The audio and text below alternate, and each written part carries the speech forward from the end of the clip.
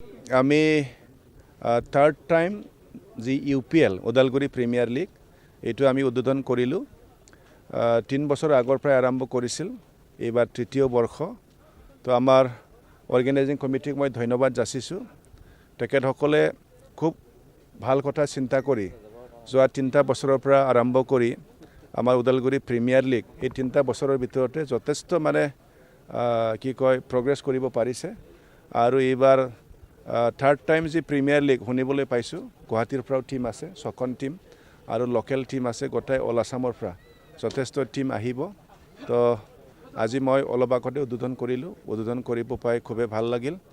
আৰু ক্ৰিকেটটোকো আমি আমাৰ মাজত যিমান পাৰে জনপ্ৰিয় কৰিবৰ কাৰণে চেষ্টা কৰিব লাগে।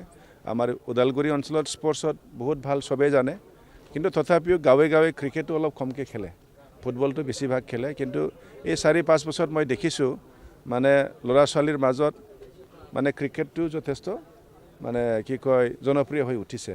তাৰ কাৰণে ক্ৰিকেটটোকো আমি আগুৱাই লৈ যাবৰ কাৰণে চেষ্টা কৰিব লাগে। মই বিশ্বাস কৰোঁ এই UPL যি ইয়াত অৰ্গেনাইজ কৰিছে, এইটো যথেষ্ট আমাৰ ল'ৰা ছোৱালীসকলক ক্ৰিকেটৰ প্ৰতি উৎসাহ যোগাব পাৰিব, এইখিনি মই বিশ্বাস কৰোঁ।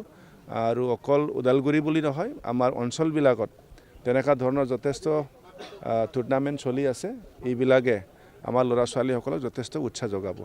বাকী ক্ৰীড়াৰ ক্ষেত্ৰত আমিতো যিমান পাৰোঁ চেষ্টা কৰি আছোঁ।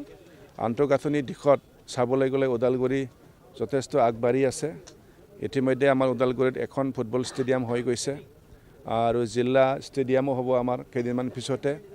আৰু যোৱাকালি আমি স্পৰ্টছ একাডেমি বুলি এটা মোৰ সমষ্টিতে লাইলাংপাৰাস্থিত আগৰ লখিমী চিড ফাৰ্ম, তাতে প্ৰায় 250 বিঘা মাটি লৈ পেলাই 171 ক্ৰ'ৰ টকা ব্যয় কৰি আমি বনাবৰ কাৰণে যোৱাকালি আধাৰশিলা স্থাপন কৰিছোঁ। ইয়াৰ দ্বাৰাও আমাৰ প্ৰতিভা থকা ল'ৰা ছোৱালীসকলে নিজৰ প্ৰতিভাটো ডেভেলপ কৰিবৰ কাৰণে যথেষ্ট স্ক'প পাব। আৰু ঠিক তেনেকৈ সৰু সুৰা গাঁও অঞ্চলবিলাকতো আমি খেলাৰ কাৰণে যিখিনি আন্তঃগাঁথনি লাগে, এই ক্ষেত্ৰত খুব গুৰুত্ব দিছোঁ, কাম কৰি আছোঁ।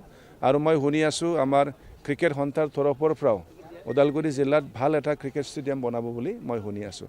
তাৰ কাৰণে এই যিখিনি আমি কাম কৰিবলৈ লৈছোঁ, ইয়াত সকলোৱে সহযোগ কৰক।